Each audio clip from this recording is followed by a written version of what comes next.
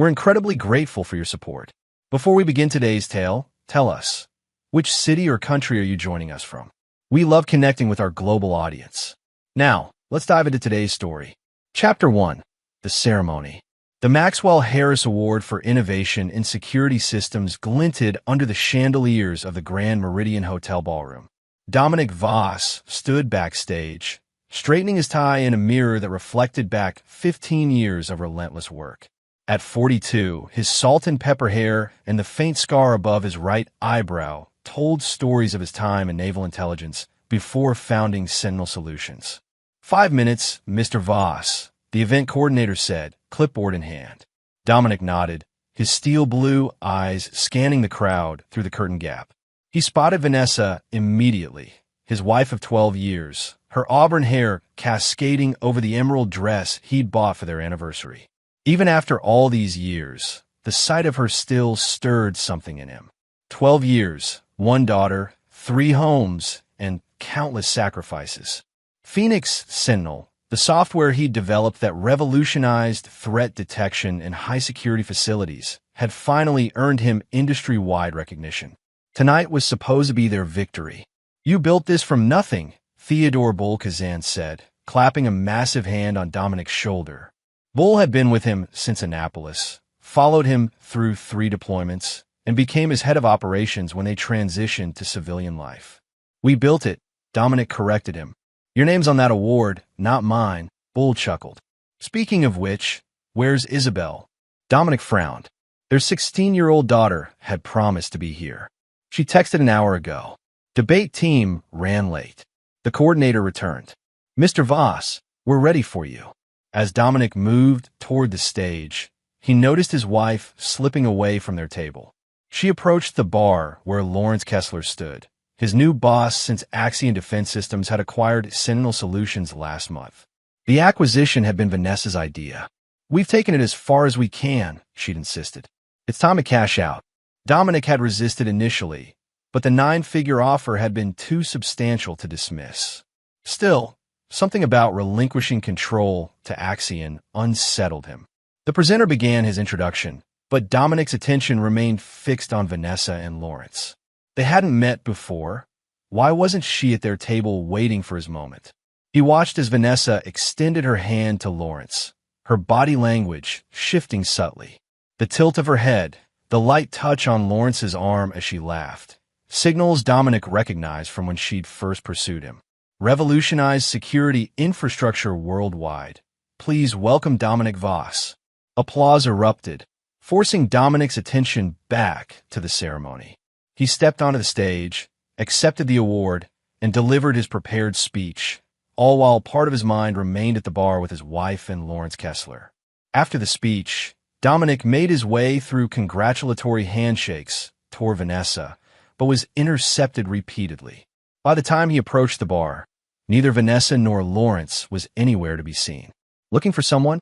Bull appeared beside him. Vanessa was just here with Kessler.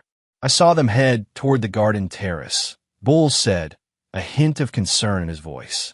Something cold settled in Dominic's stomach.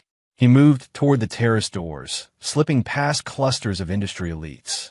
The night air hit him as he stepped outside, the garden illuminated by strategic lighting that left intimate pockets of shadow. He heard Vanessa's distinctive laugh before he saw them, partially obscured by a large topiary. Lawrence stood too close to her, his hand resting on the small of her back. I can't believe I've never met you at any company functions, Lawrence was saying. Dominic keeps you well hidden.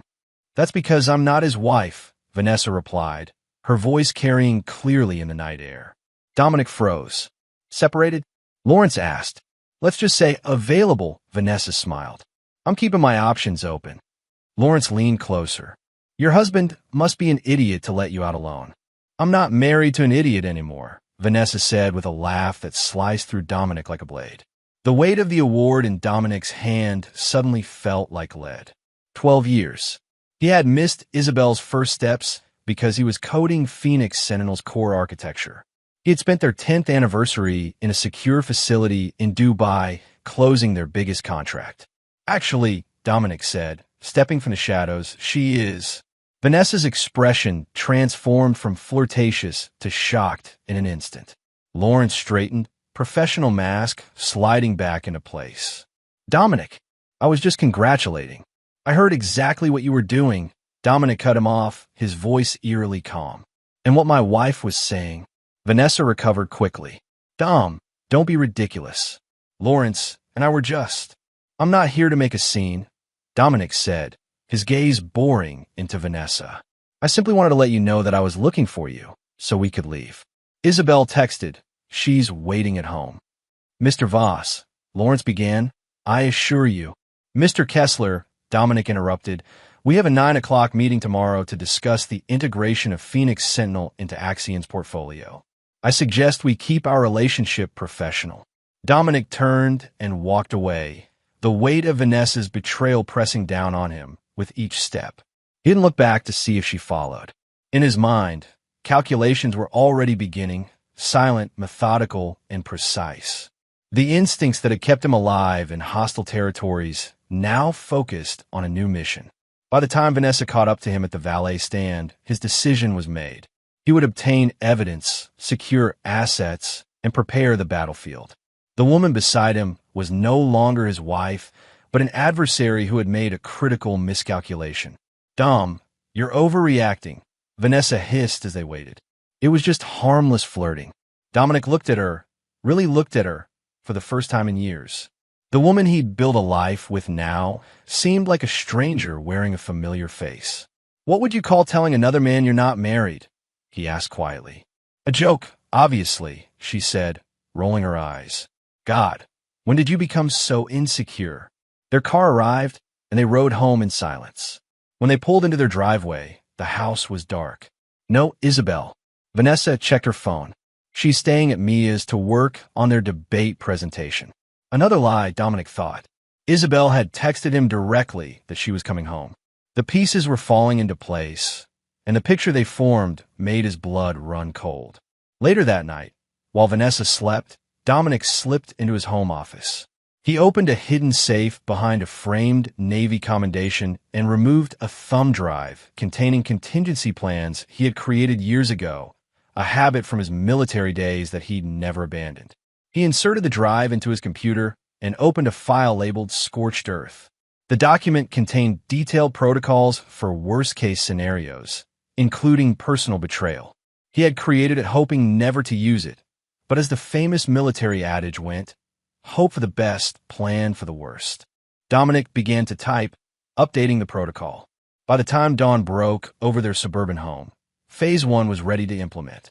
What Vanessa didn't know was that while she had been dismissing his concerns, Dominic had been standing right behind her at the bar earlier in the evening, divorce papers already in his briefcase.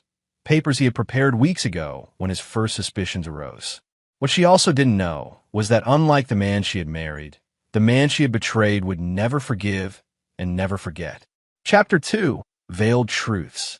The morning after the award ceremony, Dominic was already at his desk when his assistant, Renata Summers, arrived at 7:30 a.m. Tall and efficient with a photographic memory, Renata had been with him since Sentinel's early days, turning down numerous offers from competitors over the years. You're early, she observed, setting his preferred black coffee on his desk. Especially after your big night. I need you to clear my schedule today, Dominic said without preamble. And I need absolute discretion on something personal. Renata's professional demeanor never wavered. Of course. I'm initiating Operation Watchman, he said, referencing their code for highest-level confidentiality. I need surveillance on Vanessa and comprehensive background on Lawrence Kessler, personal and professional. To her credit, Renata asked no questions about why he needed his wife under surveillance. I'll contact Finch, she said, referring to the former MI6 operative who occasionally handled sensitive matters for Sentinel. No, use Maddox for Vanessa, Dominic countered. She knows him socially. She'll never suspect him. And I want Bull to handle Kessler. Renata nodded. What about the Axion integration meeting at 9? I'll attend. Act normal. But afterward, I want you to quietly pull together all documents related to my personal assets and Phoenix Sentinel's proprietary codebase. Are you having second thoughts about the acquisition? She asked. Just covering bases, Dominic replied, though his mind was already calculating how to leverage the acquisition to his advantage in what was coming. After Renata left, Dominic pulled up the security system for their home. He had installed it himself, a modified version of Phoenix Sentinel adapted for residential use. Most of the household staff believed it was simply an advanced alarm system. Only Dominic knew it recorded everything. He accessed logs from the past 3 months, specifically when he had been traveling for business. The data painted a clear picture. Vanessa had not been alone during his absences. The same vehicle, a black Range Rover registered to Lawrence Kessler, had visited their home 6 times when Dominic was away. Even more disturbing was what he discovered about Isabel's supposed debate team activities. His daughter had indeed been on the debate team, until 2 months ago when she quit, but continued to use it as an excuse to be away from home. Her location data, which she didn't know he could access, showed she had been spending time at an address in downtown registered to one Callum Reed, a 20-year-old college sophomore. Dominic felt a stab of regret. Had he been so focused on building Sentinel that he'd missed his daughter growing up and his marriage falling apart? No, he refused to accept sole blame. He had provided everything, been faithful, supported their dreams. The betrayal was theirs, not his. The 9 o'clock meeting with Axion executives was a masterclass in compartmentalization. Dominic presented integration plans for Phoenix Sentinel with perfect composure, even as Lawrence Kessler avoided direct eye contact. I must say, Dominic, Lawrence said as the meeting concluded, your attention to detail is impressive. Almost like you anticipated every possible contingency.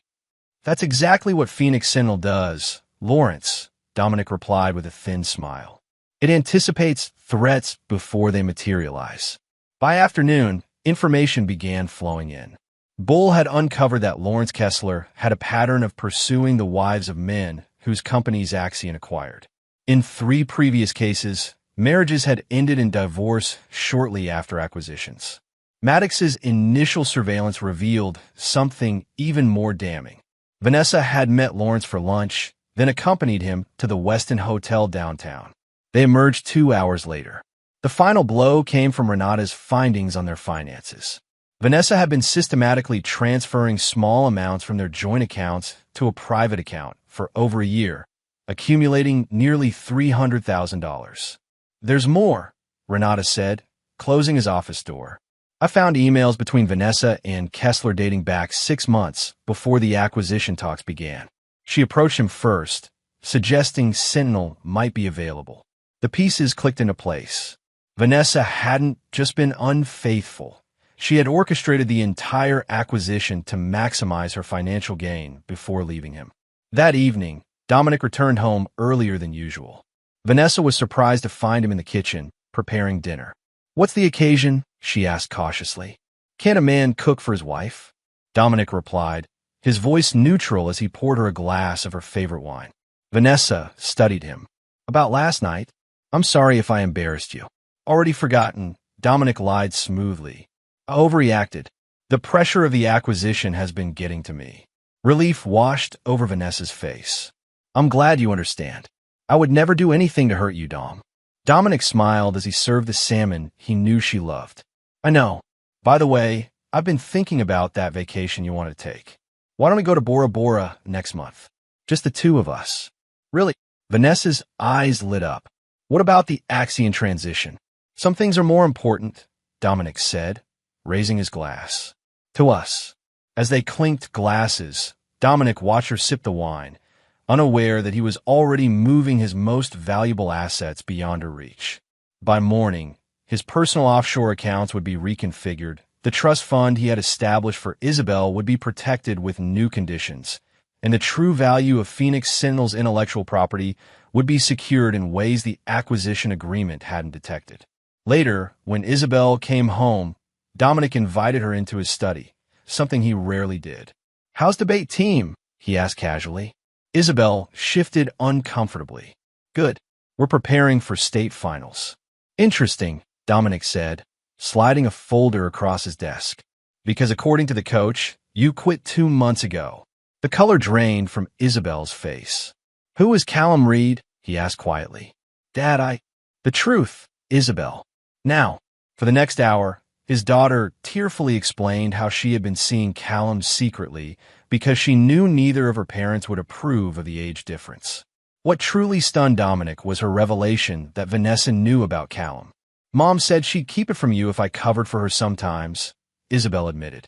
When she said she was with her friends, but wasn't, Dominic maintained his composure, even as rage built inside him. Vanessa had used their daughter as an accomplice in her deception. "Are you going to forbid me from seeing him?" Isabel asked finally. Dominic considered his response carefully. "No, but I want to meet him properly. And no more lies from either of us. Deal." Isabel's relief was palpable. "Deal." As his daughter left the study, Dominic added another layer to his developing plan. Vanessa had not just betrayed him. She had corrupted their daughter's moral compass. The price for that would be even steeper. That night, while Vanessa slept beside him, Dominic finalized the details of Phase 2. The surveillance equipment Maddox had placed in Lawrence Kessler's office and home was already feeding data to a secure server.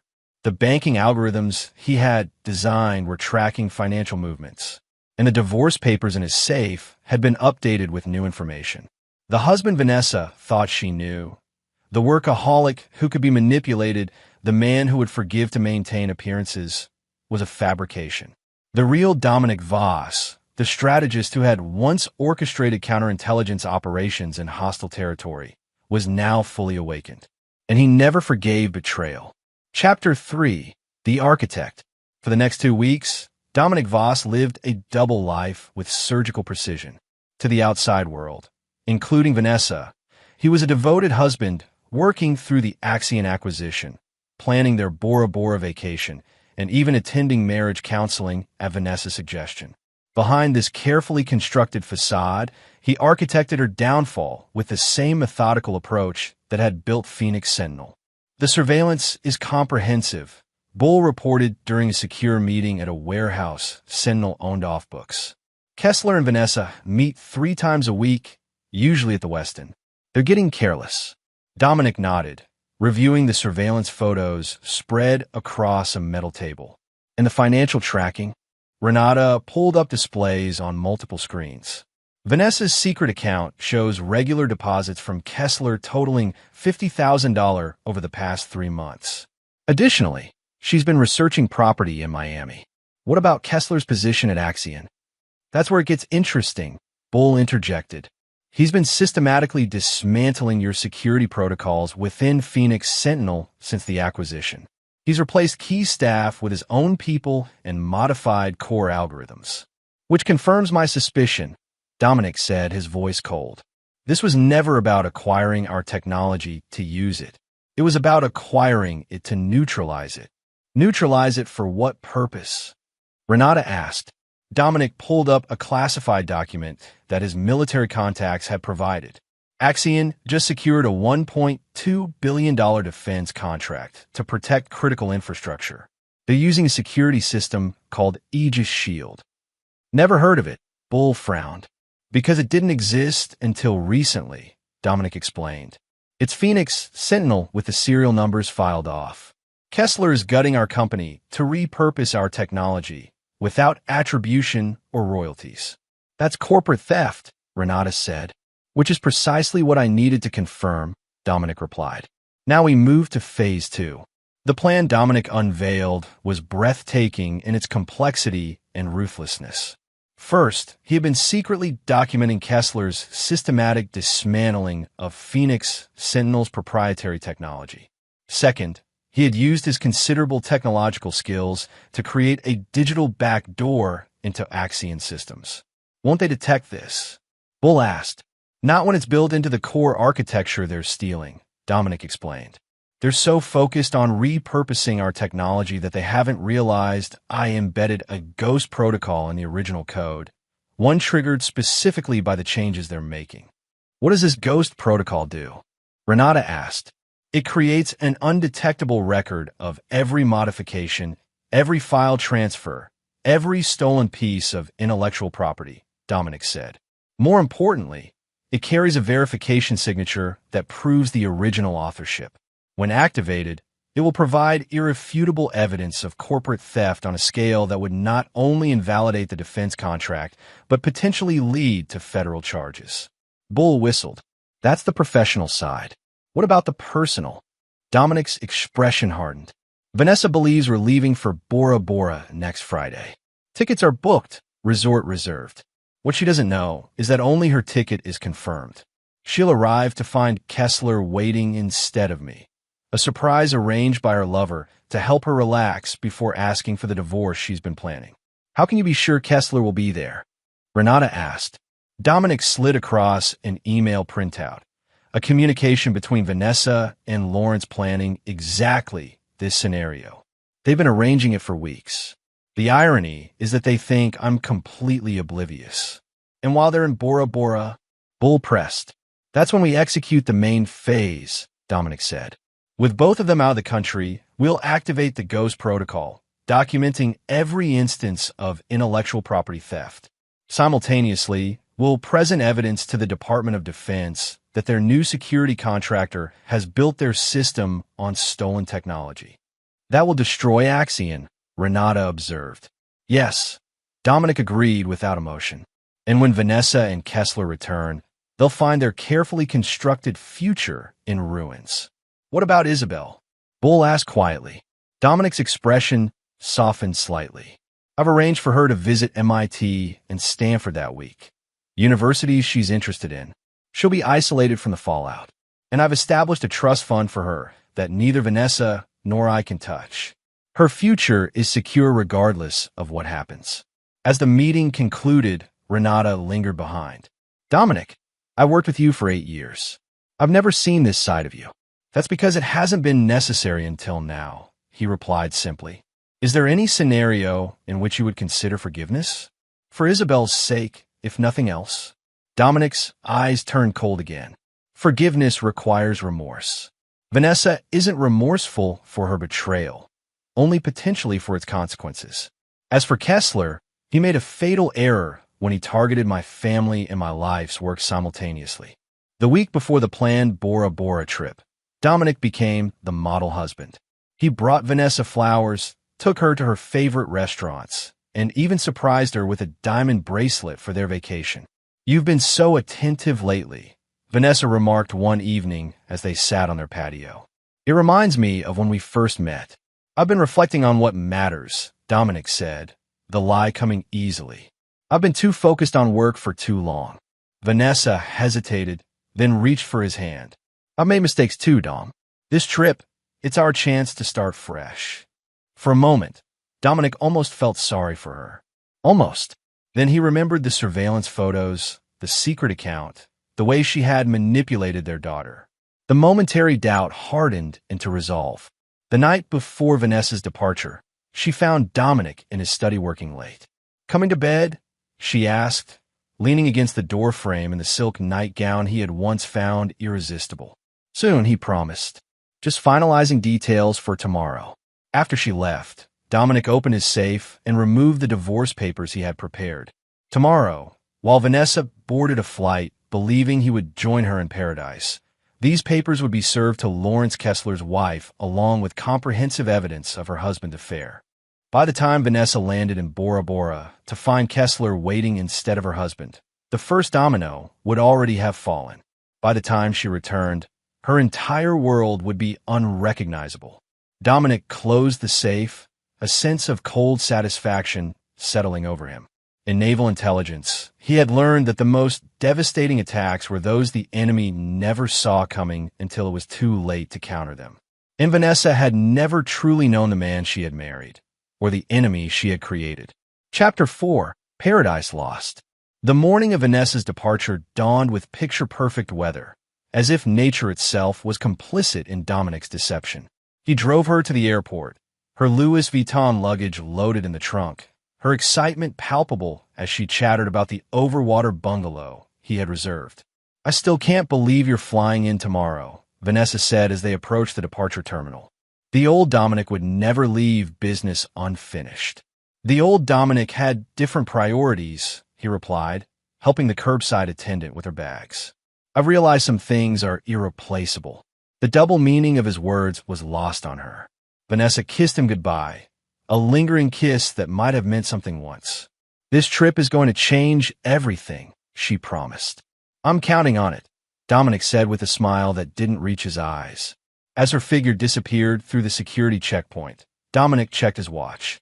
In precisely 4 hours, Lawrence Kessler would board his own flight from a private airstrip, believing Vanessa had finally convinced Dominic their marriage was over. What neither of them knew was that Dominic had already set multiple operations in motion, timing each with military precision. He returned his car and made a call. "She's airborne. Initiate sequence 1.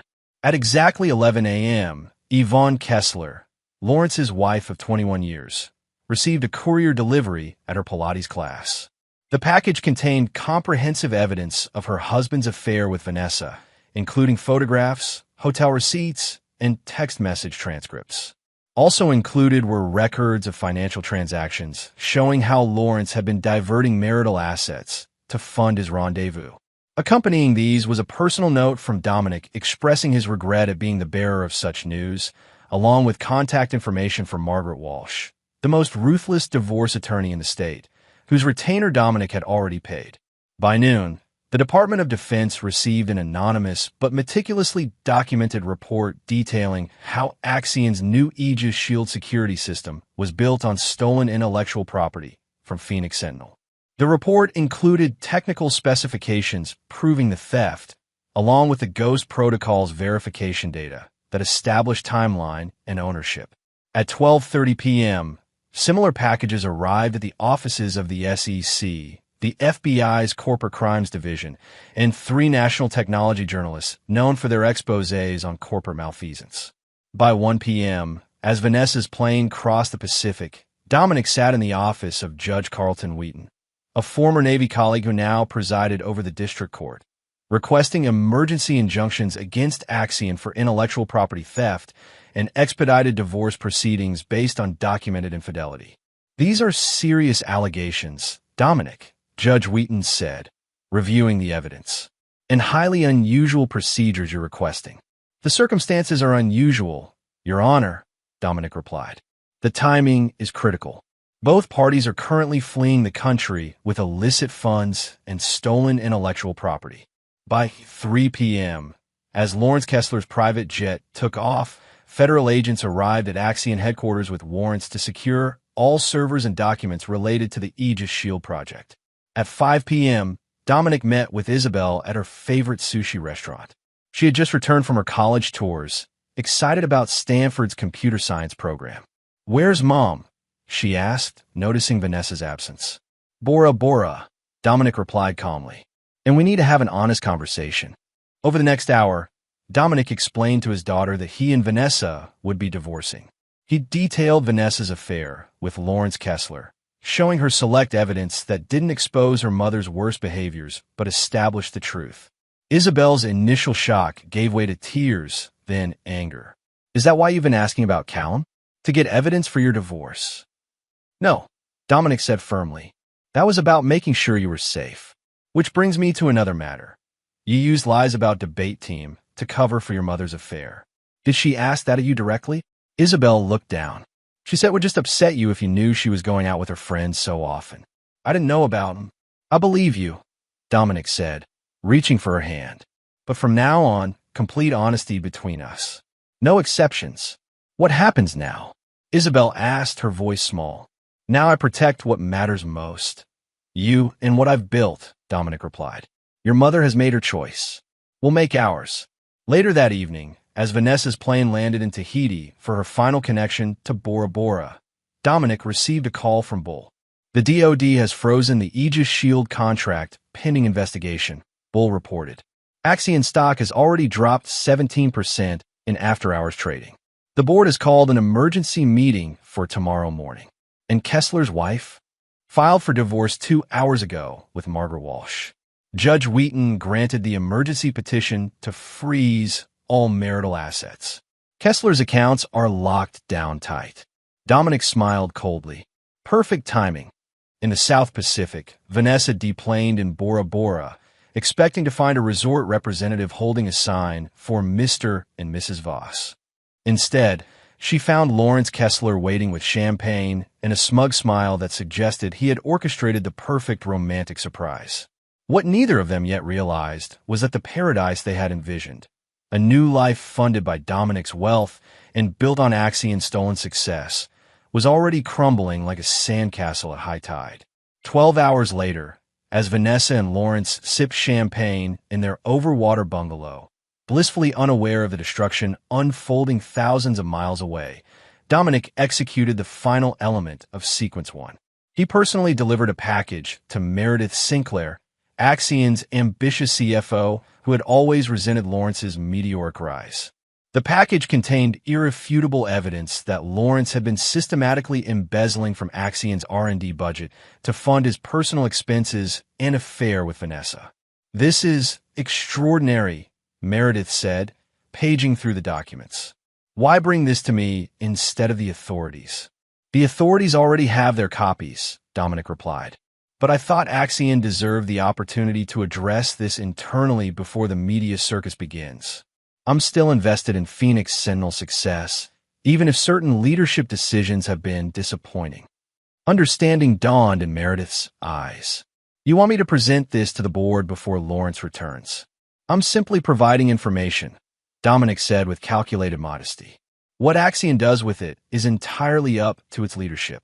As he left Meredith's office, Dominic received a text from Renata confirming that Phoenix Sentinel's core engineering team, those who had resisted the Axion integration, had all received job offers from Dominic's new venture, a company incorporated offshore 3 months earlier when his suspicions about Vanessa and Lawrence first solidified. Phase 2 was complete. The destruction of everything Vanessa and Lawrence had plotted was underway. Now it was time for Phase 3, ensuring they could never rebuild from the ashes. Chapter 5, Scorched Earth.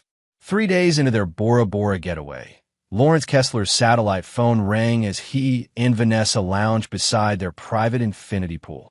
The call was from Meredith Sinclair, and her tone immediately signaled catastrophe. "The board has terminated you, effective immediately," she informed him without preamble. "Federal agents have seized the Aegis Shield servers. The DoD contract is suspended pending investigation." Lawrence sat bolt upright. "What investigation? What the hell are you talking about?" "Corporate espionage, intellectual property theft, securities fraud. Take your pick," Meredith replied coldly. "Oh, and the board voted unanimously to cooperate fully with authorities.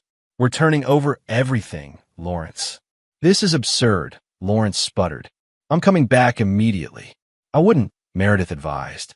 "The FBI has a warrant for your arrest. Your office has been sealed as a crime scene." As Lawrence processed this, another call came through, this one from his personal attorney, whose news was equally devastating. "Yvonne has filed for divorce," the attorney informed him. "Judge Wheaton has granted an emergency freeze on all your assets, banking, investment accounts, properties, everything. And Lawrence, she knows about Ms. Voss." Vanessa watched Lawrence's face drain of color as he ended the call. "What's happening?" she asked. "Everything's falling apart," he said numbly. "Dominic knows. He must have known for months." Vanessa's blood ran cold. "That's impossible. He's joining us tomorrow. He's been planning this trip for weeks." Lawrence laughed bitterly. "There is no tomorrow, Vanessa. Your husband has destroyed everything while we sat here drinking champagne." 3,000 miles away, Dominic sat in a temporary office he had established in a corporate building owned by one of his military contacts. The space was deliberately Spartan, just a desk, computer setup, and a wall of screens monitoring developments at Axion, the federal investigation, and various financial markers. Bull entered with coffee and a tablet, displaying news headlines. Axion stock has fallen 62% since the investigation became public.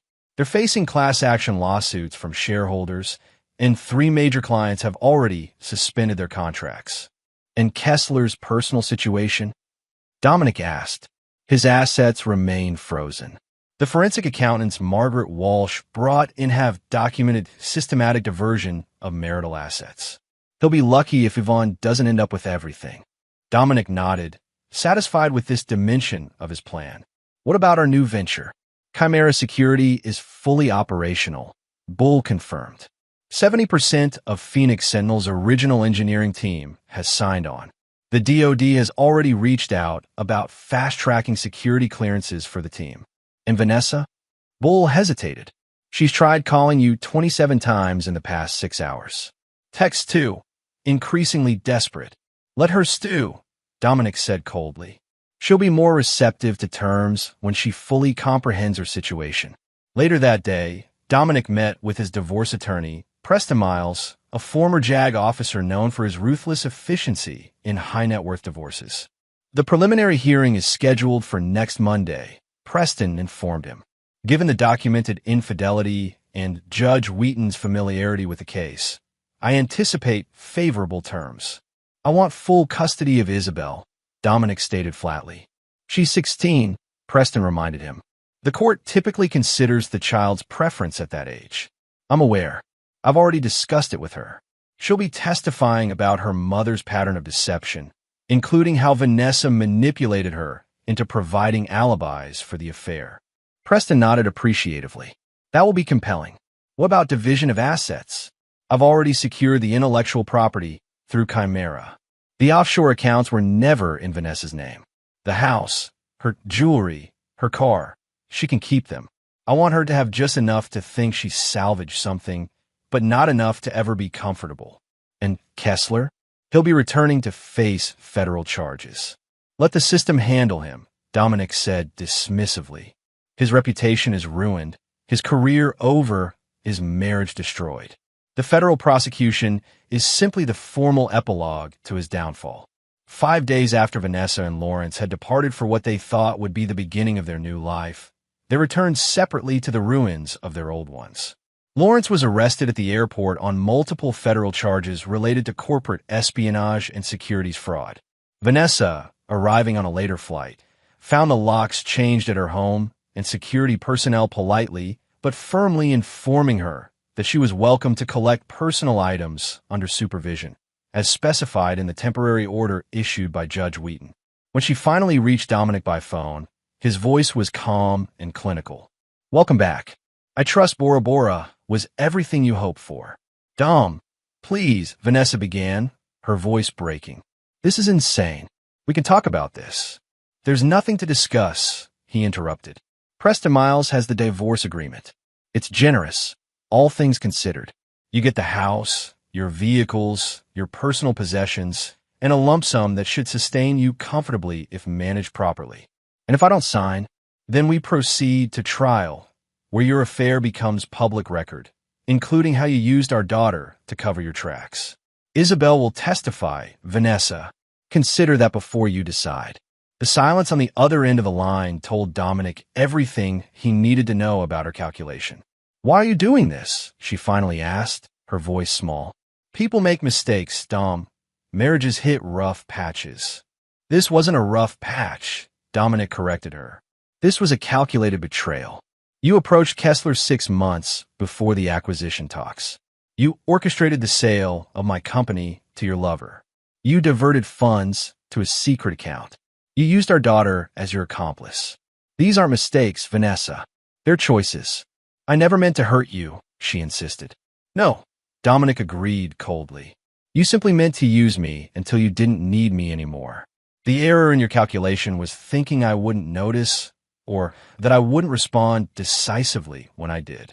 Before she could respond, he added, the divorce hearing is Monday at 9.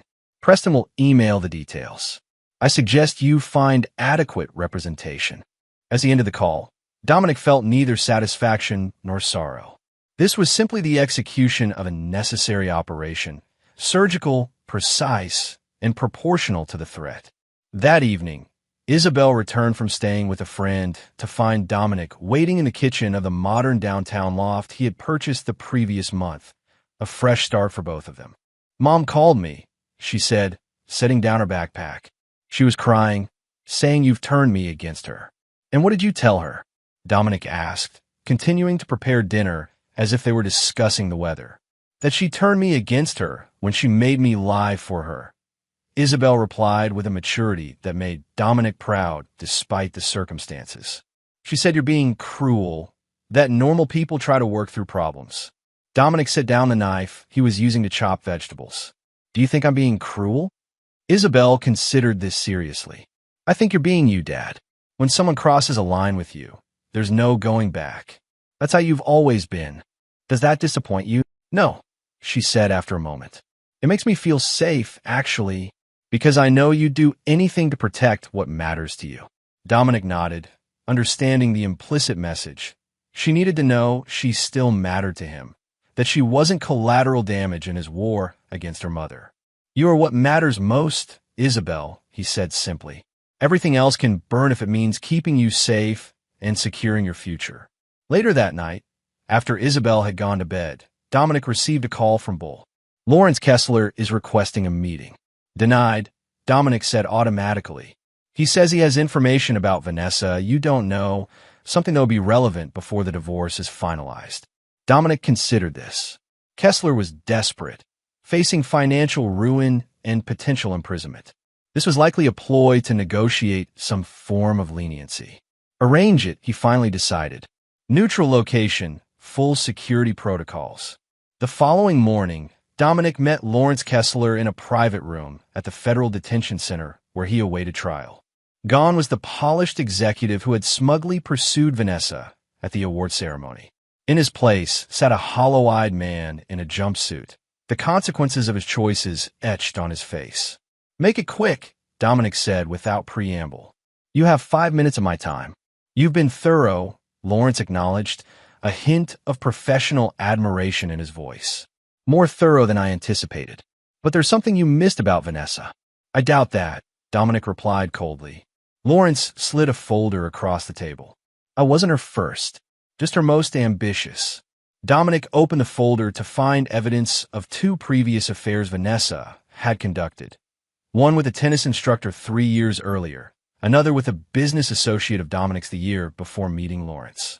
Why show me this? Dominic asked, his expression unchanged. Because she'll do it again, Lawrence said simply. She's already reached out to my attorney about helping fund my defense in exchange for certain considerations when this is over. Dominic actually smiled at this. You still don't understand, do you? There is no when this is over for you. There's no redemption arc, no comeback story. You're finished, Lawrence. Professionally, financially, personally finished. And so is she, Lawrence said, a hint of his old arrogance returning. That's what you want, isn't it? To make sure she never recovers from this either. Dominic stood, gathering the folder. What I want is irrelevant. What matters is the consequence of betrayal. You both made your choices. Now you live with the results. As Dominic turned to leave, Lawrence called after him. She never loved either of us, you know. We were just resources to be exploited. Dominic paused at the door. I know. The difference between us is that I figured it out before she was finished with me. This new information about Vanessa's past infidelities didn't change Dominic's plans, but it reinforced his conviction. Phase 3 would proceed as scheduled, ensuring that neither Vanessa nor Lawrence could ever rebuild from the systematic destruction he had orchestrated. The scorched earth policy was nearly complete. All that remained was the final confrontation. Chapter 6, No Quarter. The Monday morning of the divorce hearing dawned clear and cold, a fitting atmosphere for the clinical dismantling of 12 years of marriage. Dominic arrived early, immaculately dressed in a charcoal suit that projected quiet authority. Preston Miles sat beside him reviewing documents while they waited for Vanessa and her attorney. She's retained Carol Dawson, Preston informed him. Excellent reputation, specializes in high-asset divorces. She'll push hard for more favorable terms. Let her, Dominic replied confidently. The evidence is irrefutable, and Judge Wheaton has seen it all. When Vanessa entered, Dominic noted the strategic choices in her appearance. Conservative navy dress, minimal jewelry, hair pulled back in a modest style. She was playing the role of the remorseful wife who had made a single mistake in an otherwise devoted marriage. The performance was flawless. Had he not uncovered her pattern of betrayal, he might almost have believed it. Carol Dawson approached their table before the proceedings began. Mr. Miles, Mr. Voss, I believe we can save everyone considerable time and emotional strain if we discuss amending certain terms. Preston looked to Dominic, who nodded once. Well, listen, but I should warn you that my client's position is firm. Carol outlined their counterproposal. Vanessa would accept the division of assets as outlined, but requested joint custody of Isabel and an additional stipend for transitional support given the length of the marriage. The custody arrangement is non-negotiable, Dominic stated flatly. Isabel has expressed her preference clearly, and given the documented manipulation of my daughter by Mrs. Voss, no judge would rule in her favor. As for the transitional support, Preston added, the proposed settlement already exceeds what would typically be awarded given the circumstances of infidelity and attempted financial concealment. Carol's professional smile never wavered. Then I'm afraid we have no choice but to proceed with a full hearing, where all aspects of the marriage will be examined, including Mr. Voss's frequent absences and emotional unavailability, which created the conditions for my client's admittedly poor judgment. It was a standard negotiating tactic, the threat of mutually assured destruction through public airing of private grievances. Dominic had anticipated this approach. Proceed as you see fit, Ms. Dawson, he replied calmly. I should mention that the settlement offer expires when Judge Wheaton enters the courtroom. After that, we will pursue the maximum penalty provisions under state law for matrimonial misconduct, including complete forfeiture of marital assets. The threat was clear: push this to trial, and Vanessa would lose everything. The current offer, while not generous, would at least leave her with a home and financial cushion. Carol conferred briefly with Vanessa, whose composed facade was beginning to crack. After a tense exchange, the attorney returned. My client will accept the original terms with one amendment. She would like visitation rights with Isabel to be arranged at their mutual convenience. Dominic considered this request. It cost him nothing to agree, and Isabel was old enough to manage her own relationship with her mother. Acceptable, provided such arrangements are made directly between Isabel and her mother without my required involvement. Minutes later, Judge Wheaton entered and was informed that the parties had reached an agreement. The proceedings were brief and formal. The legal dismantling of their marriage executed with the same efficiency that characterized everything in Dominic's life. As they exited the courtroom, Vanessa approached Dominic directly for the first time. Can we speak privately? She asked, her voice controlled but strained. Dominic nodded to Preston, who discreetly moved away to give them space in the corridor. I know you hate me right now, Vanessa began. I don't hate you, Dominic corrected her. Hate requires emotional investment. I simply recognized a threat and neutralized it. Vanessa flinched at his clinical tone. 12 years, Dom. We built a life together, had a child together. Does none of that matter? It mattered to me, he replied evenly. It apparently didn't matter enough to you. People make mistakes. As Lawrence showed me, this wasn't a mistake. It was a pattern, Dominic interrupted. 3 affairs that I know of, Vanessa. 3. And each time, you used our daughter to cover your tracks. The color drained from Vanessa's face. He told you about David, the tennis instructor? Yes. And Michael before him. The only real question is whether there were others I still don't know about. Vanessa's composure finally broke. What do you want from me, Dom? To beg? To grovel? Would that satisfy whatever this is? I don't want anything from you, Dominic said simply. That's the point you keep missing. Our transaction is complete. The papers are signed. We're finished. And Isabel? You're turning her against me. Isabel is 16, not 6. She can form her own judgments based on the facts. The fact is, you used her as an accomplice in your deception. That was your choice, not mine. As Vanessa struggled to formulate a response, Dominic checked his watch. I have a meeting with the Department of Defense in 40 minutes. The new company is taking off faster than expected. The calculated dismissal was devastating in its casualness. In a matter of weeks, Dominic had systematically dismantled everything Vanessa had plotted for over a year, while simultaneously rebuilding his professional future. He was already moving forward while she was still grappling with the wreckage. This isn't over, Vanessa said, desperation giving way to anger. You don't just get to decide, everything ends on your terms. For the first time, Dominic smiled, a cold empty expression that never reached his eyes. But that's exactly what's happened, Vanessa. You chose the battlefield when you decided to betray me. I simply chose the weapons and timing of the engagement. And now it's over, whether you accept that reality or not. As he walked away, leaving her standing alone in the courthouse corridor, Dominic felt the weight of the past year lifting. The operation was complete. The threat neutralized. The betrayal avenged. Later that afternoon, as he sat in a secured conference room at the Pentagon, walking DoD officials through Chimera Security's enhanced architecture for critical infrastructure protection, Dominic received a text from Bull. Lawrence Kessler has agreed to testify against Axion executives in exchange for reduced charges. Full cooperation. The final piece had fallen into place. Lawrence had chosen self-preservation over loyalty to Axion, ensuring the complete dismantling of the corporate entity that had facilitated his affair with Vanessa. By turning state's evidence, he had secured a lighter sentence but guaranteed his permanent exile from the corporate world. As for Vanessa, she would soon discover that the generous settlement had invisible strings attached. The house she had been awarded was leveraged against Sentinel stock, which was now worthless following the Axion implosion. The vehicles were leased through a corporate entity that was being dissolved. The jewelry she had kept was insured through a policy that had lapsed during the proceedings. She would be left with just enough to maintain appearances briefly, but within 6 months, her financial situation would become increasingly desperate. By design, she would experience exactly the insecurity and vulnerability she had tried to inflict on him.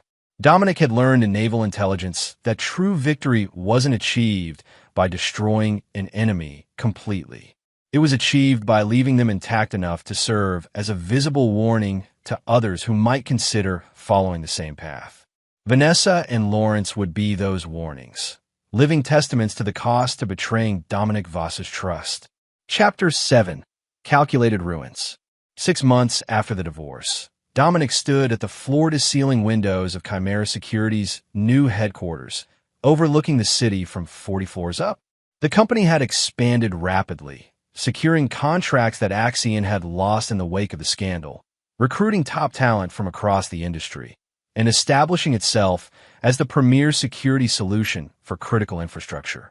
Bull entered carrying 2 cups of coffee, handing one to Dominic. The DoD just awarded us the Paramount contract, $3.2 billion over 7 years. Dominic nodded, allowing himself a moment of professional satisfaction. An integration team, ready to deploy next week. We've also finalized the acquisition of NetGuard's quantum encryption division. Signed the papers this morning. This was the culmination of Phase 3, rebuilding stronger than before, using the wreckage of Axion and Phoenix Sentinel as the foundation for something far more powerful and secure. Any word on Kessler? Dominic asked, turning from the view. Sentenced yesterday. 4 years in a minimum security facility, plus restitution of $6 million to Axion shareholders. Bull hesitated before adding, his testimony implicated most of Axion's executive team. The company's being broken up and sold off in pieces. In his personal situation, divorce finalized last month. Yvonne got everything. Houses, investments, even his vintage car collection. Margaret Walsh was ruthless. Dominic sipped his coffee, feeling nothing but clinical satisfaction at the precision of his plan's execution. Lawrence Kessler had been systematically dismantled, professionally, financially, and personally. The punishment had been proportional to the offense. What about Vanessa?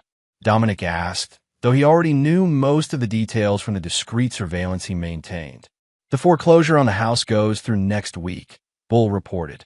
She tried to sell her jewelry collection, but discovered the appraisals were inflated. They're worth about 1/3 of what she thought.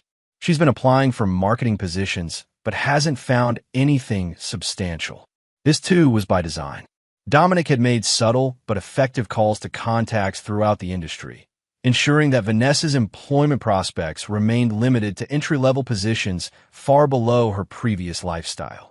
She's been reaching out to Isabel more frequently, Bull added. Try to convince her to ask you for financial help.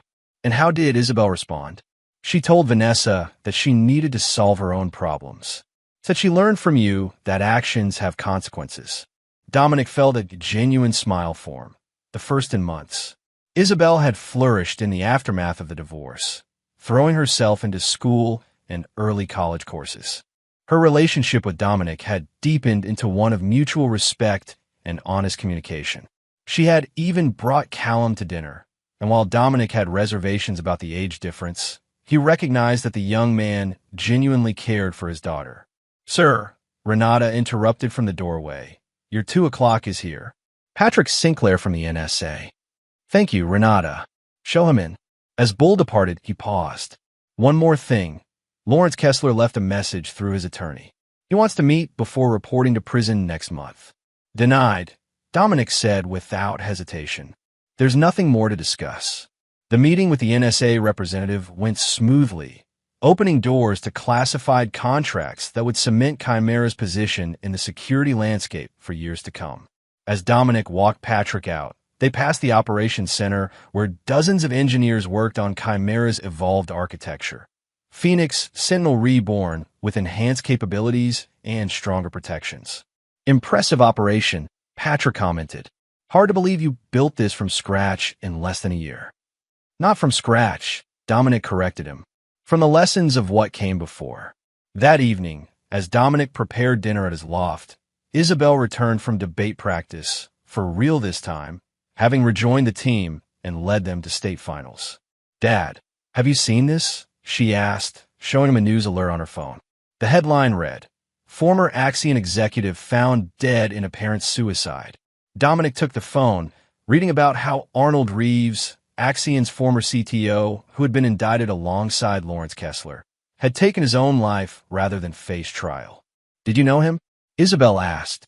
"We met several times during the acquisition," Dominic replied, returning her phone. "He was the one who implemented most of the changes to Phoenix Sentinel's architecture. Do you feel bad about what happened to him?" The question was direct, typical of Isabel's unflinching approach to difficult subjects. Dominic considered his answer carefully. "I regret that he made choices that led to this outcome," he said finally. "But he was an adult who knowingly participated in corporate theft on a massive scale. The consequences were proportional to those actions." Isabel studied him. "Mom called today. She's moving to Cincinnati to live with her sister. Says she can't afford to stay here anymore." Dominic nodded, absorbing this information without visible reaction. Cincinnati would place Vanessa far from their daily lives, another calculated outcome rather than a coincidence. "Will you miss her?" he asked, genuinely curious about his daughter's emotional state. Isabel considered this. "I miss who I thought she was, not who she turned out to be." The wisdom in her response made Dominic proud. She was learning to distinguish between sentiment and reality, a skill that would serve her well. Later that night, after Isabel had gone to bed, Dominic received an unexpected call from an unlisted number. Against his better judgment, he answered. "Mr. Voss," Carol Dawson's voice came through. "I apologize for contacting you directly, but I felt obligated given the circumstances." "What circumstances, Ms. Dawson?" Dominic asked, immediately alert. "I've been trying to reach Vanessa regarding some final paperwork, but she's not responding. Her sister called me today, concerned. Apparently, Vanessa left a rather disturbing message suggesting she might harm herself." Dominic absorbed this information, calculating potential scenarios and appropriate responses. "I see. Have you contacted local authorities?" "Yes, they conducted a welfare check, but didn't find her at the house. Her car is gone. Her phone goes straight to voicemail." "I appreciate the information, Ms. Dawson, but I'm not sure what you expect me to do. Our marriage is dissolved. Her welfare is no longer my concern." There was a pause before Carol responded. "With respect, Mr. Voss, while that may be technically true from a legal standpoint, Vanessa is still Isabel's mother. Whatever happens to her will affect your daughter." The manipulation was transparent, but effective. Dominic had calculated every aspect of Vanessa's downfall except this one: the potential impact of her complete self-destruction on Isabel. "I'll make some calls," he finally said. Not for Vanessa's sake, but for Isabel's. After ending the call, Dominic contacted Bull and outlined the situation. "Use whatever resources necessary to locate her. If she's genuinely at risk, have her brought to Westlake Psychiatric for evaluation. Charge it to my private account. Bull, to his credit, asked no questions about why Dominic would help the woman who had betrayed him so thoroughly. He simply acknowledged the directive and went to work. 3 hours later, Bull reported back. Using Chimera's tracking capabilities, they had located Vanessa's car at the Harbor View Hotel, an establishment known for catering to those contemplating their final exit. Security footage showed her checking in alone, carrying a small bag and appearing distressed. Local police are en route, Bull informed him. Hotel security has been alerted without alarming her. Dominic should have felt nothing, or perhaps satisfaction that his systematic dismantling of Vanessa's life had brought her to this point of desperation. Instead, he felt a strange hollowness. This outcome, while within the calculated parameters of his revenge, served no further purpose. Vanessa's death would not advance his objectives. It would only complicate Isabel's emotional recovery. Keep me updated, he instructed Bull. If they find her in time, ensure she receives proper psychiatric care. If not, he paused, considering the implications. If not, manage the media coverage to minimize impact on Isabel. The following morning, Dominic waited in his kitchen, coffee in hand, for news about Vanessa. Bull had texted at 2:17 a.m. confirming that police had found her unconscious but alive, having consumed a combination of alcohol and prescription medication. She had been transported to University Hospital and was in stable condition. When Isabel emerged for breakfast, Dominic made a decision. There's something you need to know, he said carefully. Your mother is in the hospital. She attempted to harm herself last night. Isabel's face paled. Is she going to be okay? Physically, yes. Mentally, she'll need treatment. I've arranged for her to receive care at Westlake. It's the best psychiatric facility in the region. Confusion crossed Isabel's features. You arranged it? Why would you help her after everything she did? Dominic set down his coffee. Because despite everything, she's still your mother, and your well-being remains my priority. Later that day, Dominic visited Westlake Psychiatric, not to see Vanessa, but to meet with her treatment team. He established financial arrangements for her care, with two non-negotiable conditions: complete psychiatric evaluation and mandatory therapy for a minimum of 6 months. He also stipulated that Isabel could visit if she chose to, but only in a supervised therapeutic setting. As he was leaving, he encountered Vanessa's sister, Michelle, in the lobby. I never thought I'd say this, Michelle began, her tone a mixture of gratitude and lingering resentment. But thank you for helping her. I'm not helping her, Dominic clarified. I'm ensuring Isabel doesn't lose her mother completely. Those are different objectives. Michelle studied him. You know, I always wondered what Vanessa saw in you. You seem so controlled, so detached. Now I understand. You see everything as a strategic operation, don't you? Even emotions. Emotions are unpredictable variables, Dominic acknowledged. I prefer to work with known quantities. Is that why you destroyed her so completely? Because she introduced an unpredictable variable into your equation. Dominic considered this characterization. I didn't destroy Vanessa. I simply removed my support, which revealed the hollowness of what she had built for herself. Everything that followed was the natural consequence of her own choices. As Michelle absorbed this cold assessment, Dominic added, Vanessa will receive the best care available.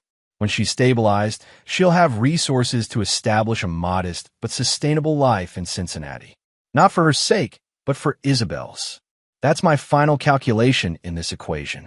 With that, Dominic departed, leaving Michelle staring after him with the dawning realization that the man her sister had betrayed operated on a level of strategic thinking few could comprehend, and fewer still could counter once provoked.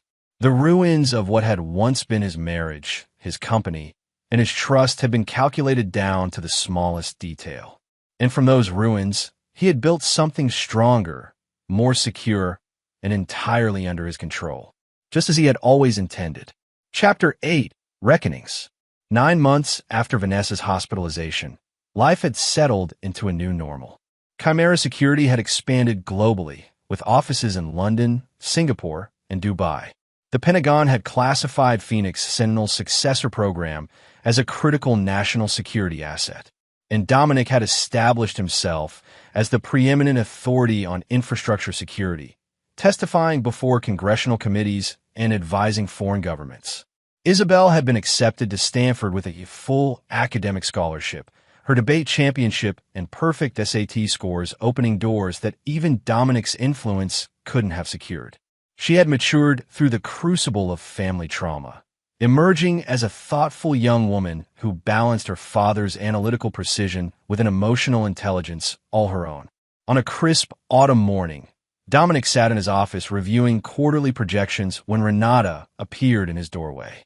"There's a Philip Harrington here to see you," she said, her tone suggesting uncertainty. "He doesn't have an appointment, but he says it's urgent and personal." The name triggered immediate recognition. Philip Harrington was Lawrence Kessler's former attorney, the one who had represented him during the federal investigation. "Send him in," Dominic decided, curious about what would bring Kessler's attorney to his door unannounced. Philip entered, briefcase in hand, looking considerably more worn than when Dominic had last seen him across a negotiation table. "Mr. Voss, thank you for seeing me without an appointment," he began, taking the seat Dominic indicated. "I'm here on a rather unusual errand." "I assumed as much," Dominic replied. "Lawrence Kessler is still serving his sentence at Allenwood, correct?" "He is. 8 months into a 4-year term." Philip placed his briefcase on the desk and opened it. "However, Mr. Kessler's health has declined significantly.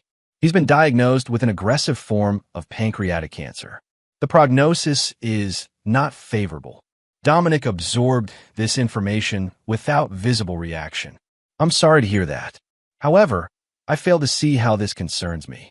"Mr. Kessler knows he has limited time," Philip continued, removing a sealed envelope from his briefcase. "He asked me to deliver this to you personally, along with a verbal message." "Which is?" He said, "Tell Vossi one." "Completely. But there's something he doesn't know, something that will matter to him." Philip placed the envelope on the desk. "I'm merely the messenger, Mr. Voss. Whatever is in that envelope, I have no knowledge of its contents." Dominic made no move to touch the envelope. "Is there anything else?" Philip hesitated. "Only that Mr. Kessler expressed something close to admiration for how thoroughly you dismantled everything he had built. He called it a masterclass in strategic warfare." After the attorney departed, Dominic stared at the sealed envelope for several minutes. Finally, he picked it up, weighed it in his hand, then used a letter opener to slice it open precisely. Inside was a single USB drive and a handwritten note that read, "You deserve to know the full truth. This isn't atonement. It's acknowledgement of a superior strategist." Okay. Dominic inserted the drive into a secure, isolated laptop he kept for reviewing potentially compromised data. The drive contained a single video file dated 3 weeks before the awards ceremony, where he had overheard Vanessa's betrayal. The video showed Lawrence and Vanessa in what appeared to be a hotel suite. They were not alone. With them was Barrett Sinclair, the ambitious executive who had replaced Dominic as head of security integration after the Axion acquisition. "Are you sure Voss has no idea?" Barrett was asking, pouring champagne. "None," Vanessa confirmed, accepting a glass. "Dom is brilliant with systems, but oblivious to people. He trusts me completely." "And the daughter?" Lawrence inquired. "Isabel thinks I'm having an affair," Vanessa laughed. "She's covering for me because she thinks that's all it is, just a fling with some tennis instructor I hired as cover. She has no idea about the real plan." "Let's review the timeline then," Barrett said, all business. Lawrence acquires Sentinel through Axion. Vanessa files for divorce after the money transfers clear. I step in as head of security integration and implement the modifications to Phoenix Sentinel's architecture. Then we sell the compromised system to the Koreans. "The Chinese," Lawrence corrected. "They're offering substantially more. 200 million, split 3 ways. "And Dominic?" Barrett asked. "What about him?" Vanessa replied with chilling indifference. "Once the divorce is final and the technology is sold, he becomes irrelevant. He'll be financially secure, but professionally ruined when the security breach is traced back to his original code." "And if he fights the divorce?" Lawrence asked. Vanessa smiled coldly. Then we implement contingency plan B.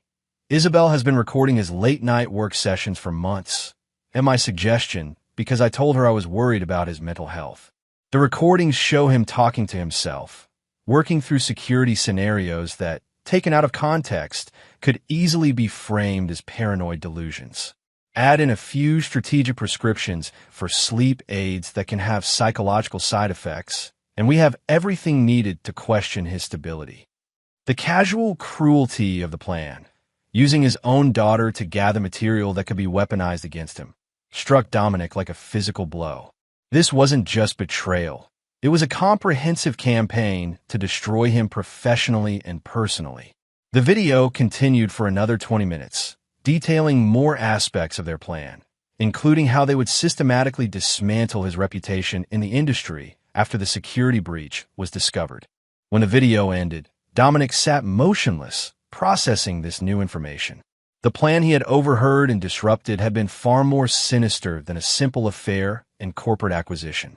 It had been a coordinated attack designed to leave him professionally destroyed, possibly institutionalized, while his life's work was sold to foreign adversaries. He checked the metadata on the video file, confirming its authenticity. This was no fabrication. It was genuine surveillance footage, likely taken by Lawrence as insurance against his co-conspirators. Dominic reached for his phone and called Bull. "I need everything we have on Barrett Sinclair," he said without preamble. "Current location, employment, assets, everything." "The guy from Axion?" Bull asked, confusion evident in his voice. "He left the company right after the scandal broke. Moved to Toronto, last I heard." "Find him," Dominic said simply. "I've just learned that our operation was incomplete." Within an hour, Bull had compiled a comprehensive profile on Barrett Sinclair. After leaving Axion, he had indeed relocated to Toronto, where he had established a consultancy specializing in cybersecurity for financial institutions. He had carefully distanced himself from the Axion scandal, positioning himself as a whistleblower who had recognized anomalies in the Aegis Shield architecture but had been ignored by senior management. By all appearances, Barrett had not only escaped the destruction that had claimed Lawrence and Vanessa, but had leveraged the situation to enhance his professional standing. His consultancy was thriving, with clients including 3 of Canada's largest banks and several international financial institutions. He's scheduled to speak at the International Security Conference in Washington next month, Bull reported. First public appearance in the U.S. since the Axion implosion. "Perfect," Dominic said, a cold determination settling over him. "Arrange a meeting with our legal team tomorrow morning. And contact Judge Wheaton. Tell him I need to discuss a matter of national security." The operation that Dominic designed over the next week was elegant in its precision. Unlike the scorched earth approach he had employed with Vanessa and Lawrence, this would be a surgical strike, focused, contained, and devastating. First, he provided the video evidence to federal prosecutors, who immediately opened an investigation into Barrett's role in the attempted sale of classified security technology to foreign entities. Judge Wheaton expedited the warrants needed to access Barrett's communications and financial records. Second, Dominic's team identified a pattern of suspicious transactions between Barrett's consultancy and shell companies linked to foreign intelligence services. Transactions that Barrett had carefully disguised, but that Phoenix Sentinel's advanced tracking algorithms easily unraveled. Third, Dominic personally briefed the Director of National Intelligence on the threat Barrett represented, leveraging his status as a trusted security advisor to ensure the matter received highest priority. The trap was set. When Barrett Sinclair arrived in Washington for the security conference, he was met at the airport by federal agents and taken into custody on charges of espionage, conspiracy, and wire fraud. The evidence against him was overwhelming, the case airtight. Unlike Lawrence, who had been permitted to plead to lesser charges, Barrett would face the full weight of federal prosecution for attempting to sell classified security technology to foreign adversaries. The potential sentence: life in a supermax facility. The day after Barrett's arrest, Dominic received a call from Lawrence Kessler's prison physician, informing him that Lawrence had passed away during the night, his illness progressing more rapidly than expected. His last request had been confirmation that Dominic had received his package. He said to tell you, now the ledger is balanced, the physician related. Dominic thanked him for the call, then sat in silence for several minutes. The man who had conspired with his wife to destroy him was gone. The third conspirator was facing justice. The operation was truly complete. That evening, when Isabel returned from dinner with friends, she found Dominic on the terrace, contemplating the city lights. "Everything okay, Dad?" she asked, joining him. "You seem, I don't know, different tonight." "I received some information today," Dominic said carefully, "about your mother, Lawrence Kessler, and a third person named Barrett Sinclair. Their plan was more extensive than I initially understood." Isabel tensed. "What do you mean?" "They were planning to sell Phoenix Sentinel's architecture to foreign entities. And they were going to use recordings you made of me as evidence that I was mentally unstable if I contested the divorce." The color drained from Isabel's face.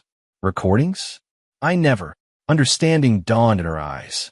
"Mom asked me to record you working late. She said she was worried about how hard you were pushing yourself, that she wanted to convince you to see someone about potential burnout. You didn't know," Dominic assured her.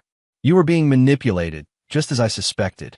Tears formed in Isabel's eyes. "I helped her betray you without even knowing it." "No," Dominic said firmly. "You were another victim of her deception. The responsibility is hers, not yours." As Isabel processed this revelation, Dominic added, "Barrett Sinclair was arrested today. The full extent of their conspiracy will become public knowledge soon. I wanted you to hear it from me first." "What about Mom?" Isabel asked quietly. "Will she face charges too?" This was the question Dominic had been considering all day. Vanessa was still at Westlake, making progress according to her treatment team. Pursuing federal charges against her would undo that progress and potentially devastate Isabel further. "No," he decided. "The evidence implicates Barrett and Lawrence primarily. Your mother's involvement, while significant, can be characterized as peripheral. I've spoken with the prosecutors." What he didn't tell Isabel was that this decision wasn't mercy, it was calculation. Vanessa, living with the knowledge of what she had attempted, confined to a modest existence in Cincinnati under her sister's watchful eye, was a more fitting conclusion than a federal prison cell. "Thank you," Isabel said softly. "Not for her sake, but it would have been hard." Dominic nodded, understanding perfectly. Some reckonings don't require legal prosecution. They happen in quieter ways. As they stood together on the terrace, the city lights reflecting in Isabel's eyes, Dominic realized that the pain of betrayal had finally begun to recede. Not because he had forgiven, he hadn't and never would, but because justice had been served in full measure.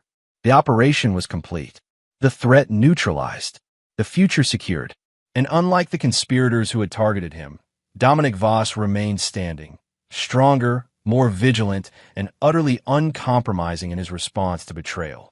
Chapter 9. Iron Legacy. 5 years passed.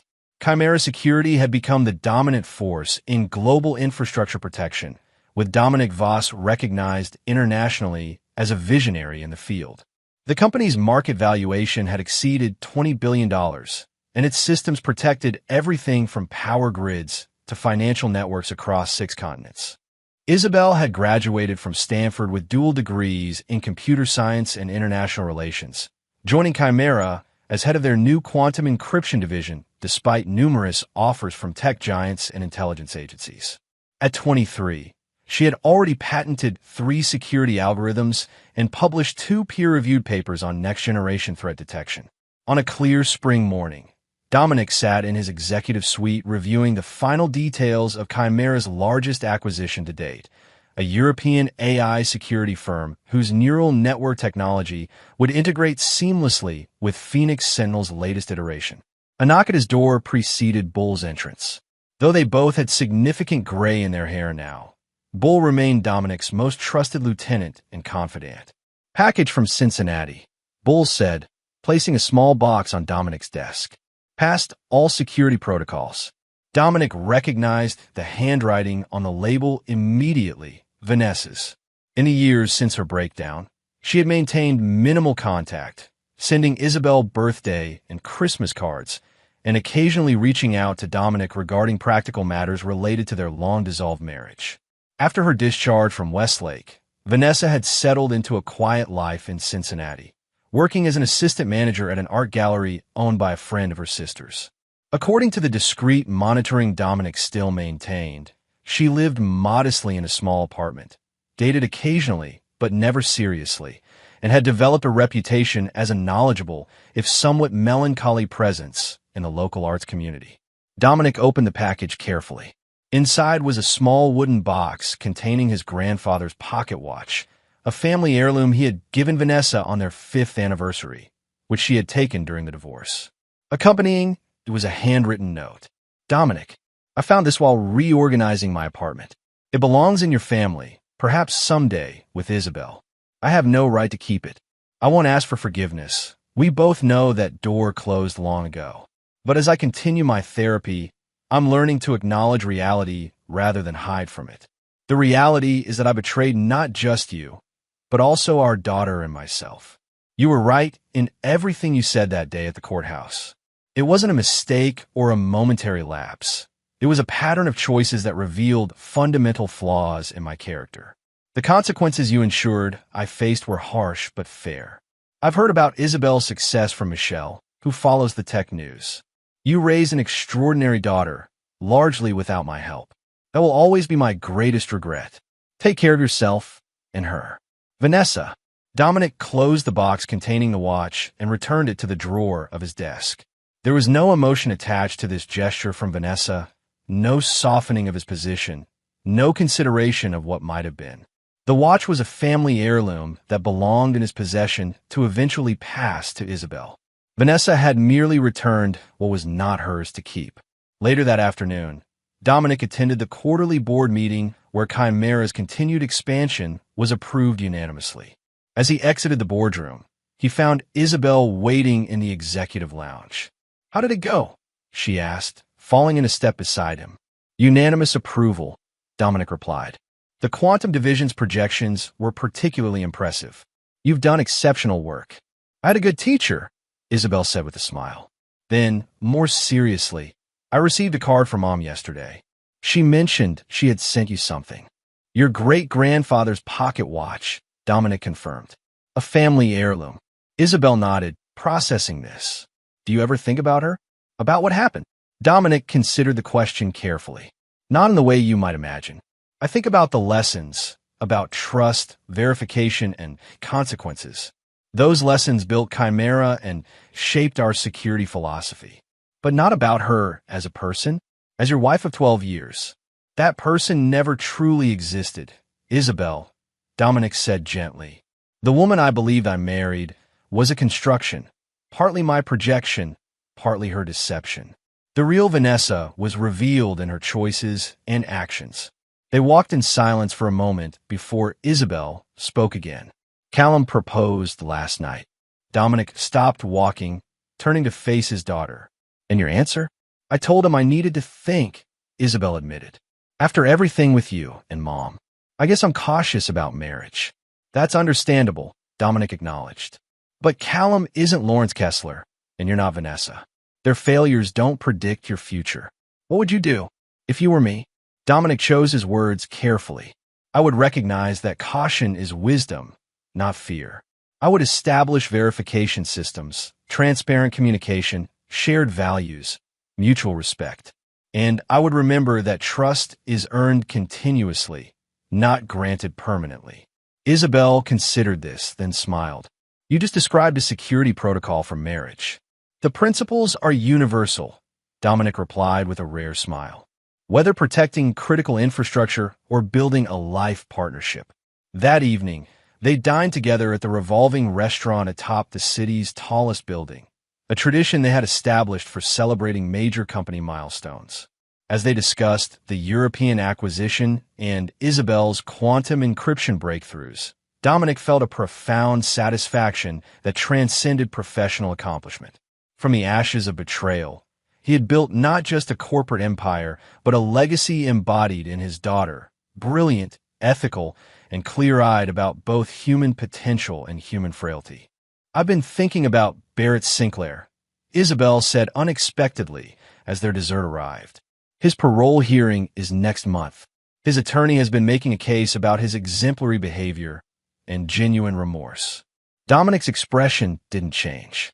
The parole board will make their determination based on all relevant factors, including testimony from key witnesses, Isabel noted. They've requested your input as the primary victim of his conspiracy, and I will provide it, Dominic confirmed, with complete accuracy and without emotion. What remained unspoken but understood between them was that Barrett Sinclair would never receive Dominic's support for parole. The betrayal had been too calculated, the potential damage too severe. Like Lawrence before him, Barrett would serve his full sentence, a living reminder of the consequences of crossing Dominic Voss. As they concluded dinner and stepped onto the observation deck overlooking the city where Dominic had built and lost and rebuilt his life, Isabel asked a final question. After everything, the betrayal, the revenge, the rebuilding, was it worth it? Are you satisfied with how it all turned out? Dominic surveyed the cityscape, the lights of Chimera Tower prominent among the skyscrapers. He thought about the empire he had built from the wreckage of betrayal, the daughter who had emerged stronger from family trauma, and the iron reputation he had established as someone who could not be betrayed without severe consequence. Satisfied isn't the right word, he finally answered. I'm aligned.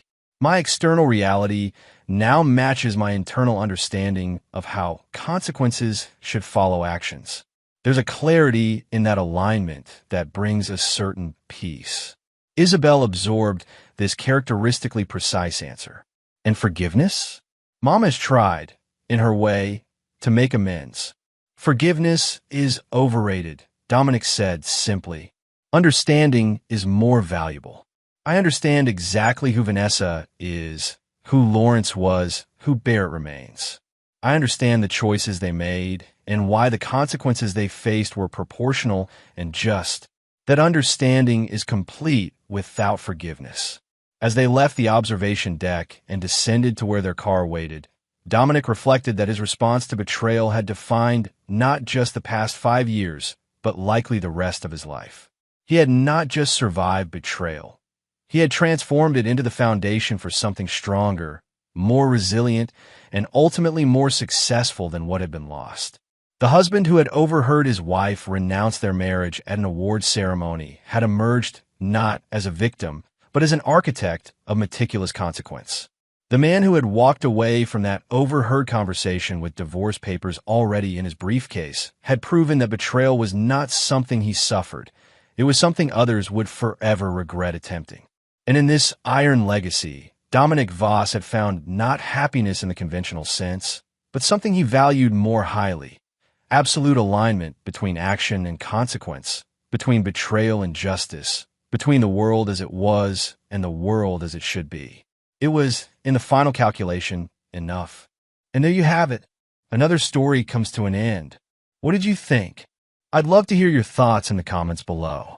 If you enjoy this story, consider joining our community by subscribing. It means the world to us. For more stories like this one, check out the recommended videos on screen. And I'll see you there.